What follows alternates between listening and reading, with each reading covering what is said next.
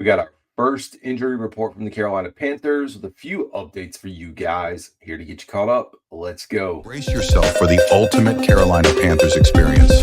Welcome to Two Growls, One Roar, the podcast that hits harder than a Luke Kuechly tackle. We're diving deep into the heart of Panther Nation, bringing you unrivaled passion, insider takes, and pure gridiron fire. From Wilmington to the cosmos, this is your home for the fiercest football talk east or west of Charlotte.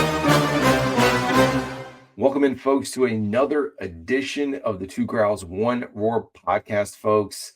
We are back today, and to be honest, this is probably going to be one of the shorter episodes, if not maybe one of the shortest that we've had in a long time when it comes to Panthers news and updates. It's game week. Yesterday, we heard from Dave Canales. We heard from Bryce Young. I know they had the locker room scrums.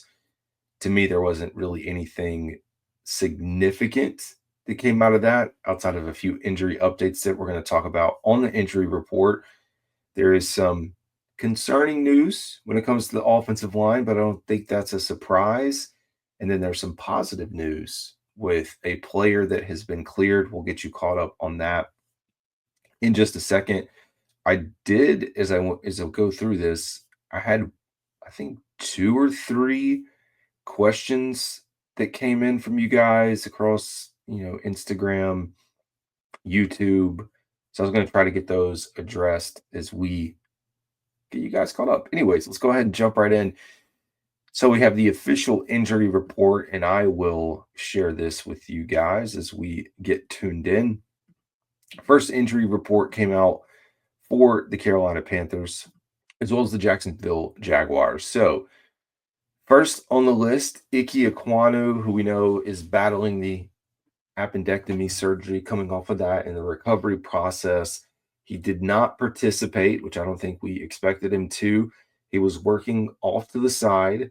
His game time status is still unspecified. We'll get a better update as we get through the week. Now, we did hear from Dave Canales about the potential for Ikem Ekwonu to play. Now, you guys know I've been in the camp of I don't think he's going to play. However, there was, this could be gamesmanship, but there was a sliver of potential from Dave Canales yesterday when talking about the possibility that Ikem Ekwonu could be ready in time for this Sunday. The way they're going to evaluate this is on Friday. They're going to run him through, see how he is against going up against pads, hitting the bags. What does he feel like? Is he ready to go?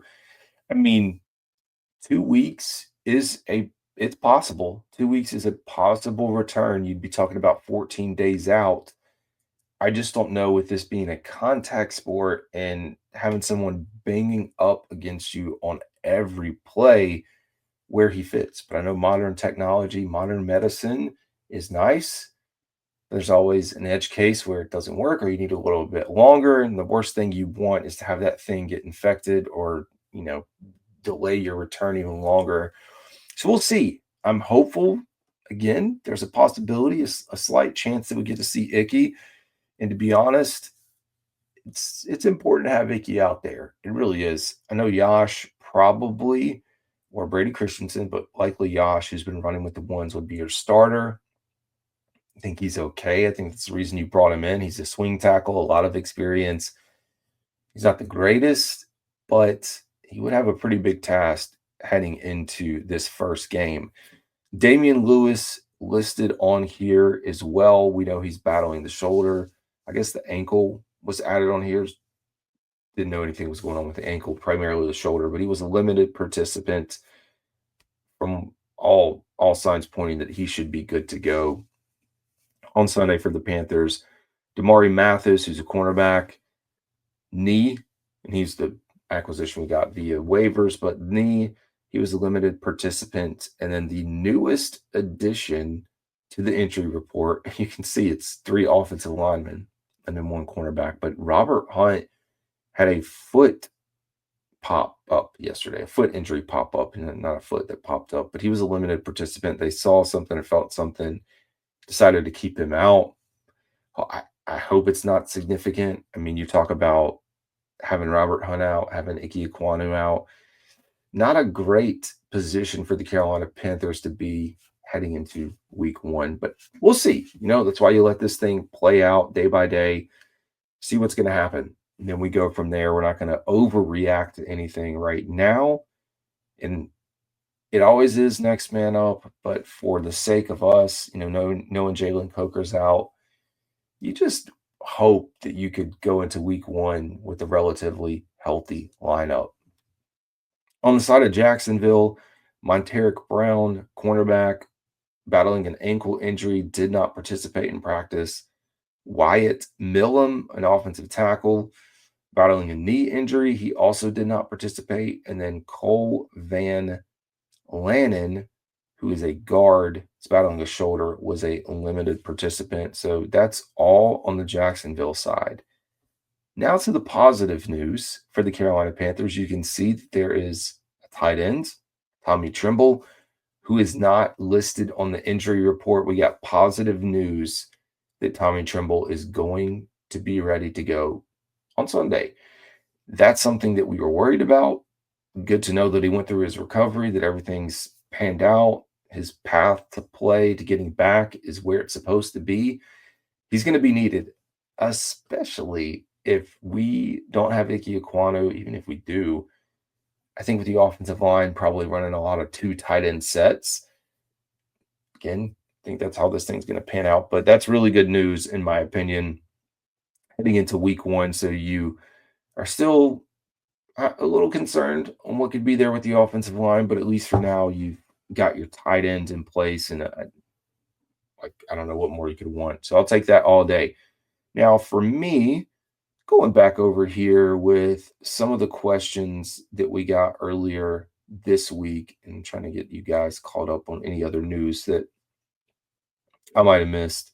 I don't think we did, really have anything else. I will tell you, one of the things that we continue to hear as we go through this is there's just so many questions continue to be asked about Bryce Young to Dave Canales in regards to last year.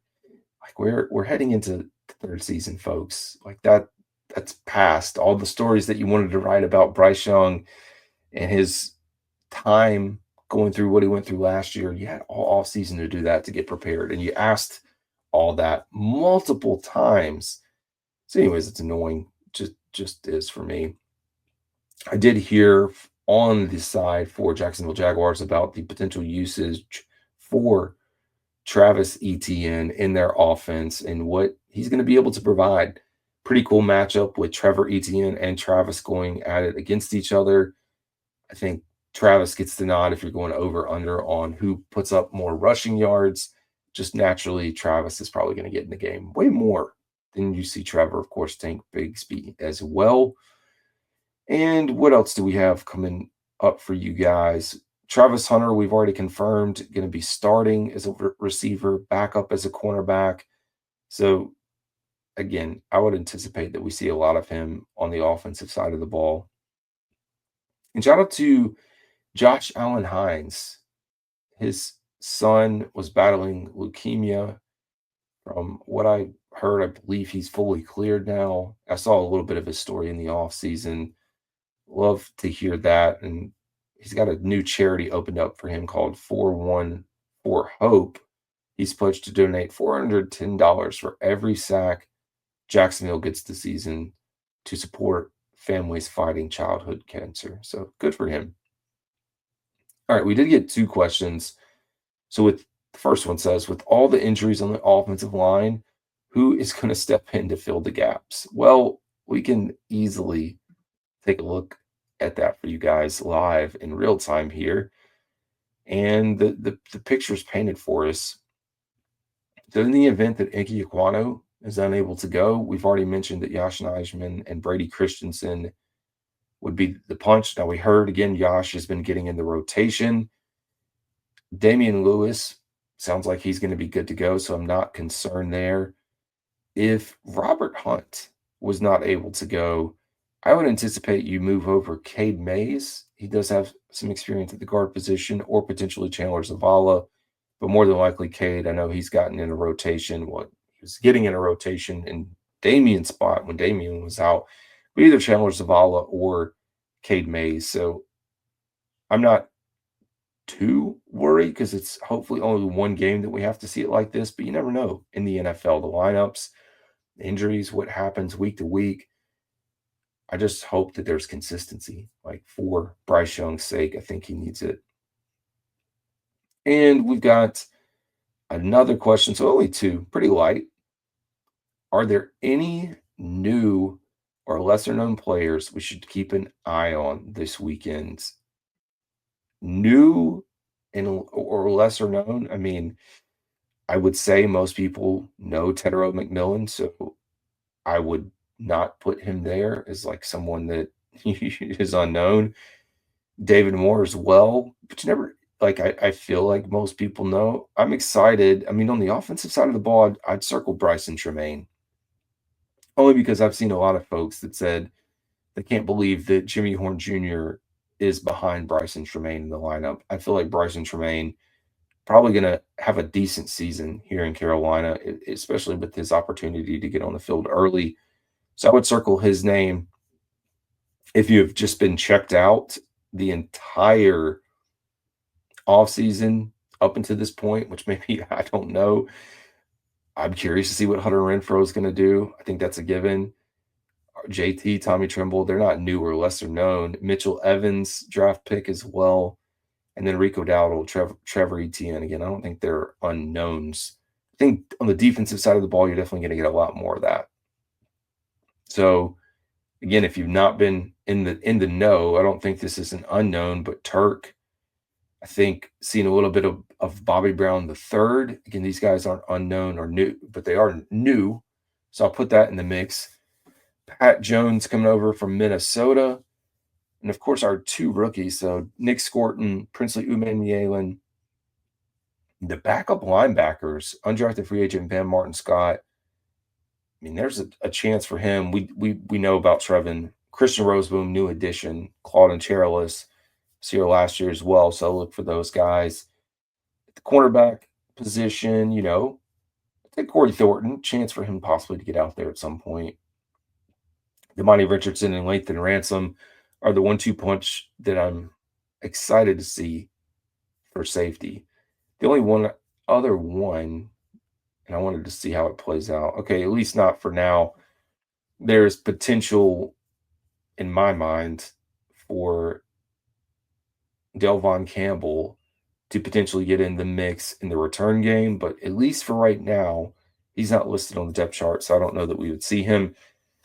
And your rookie kicker, Ryan Fitzgerald, how in the world is this guy going to look in week one? We got special teams overhaul.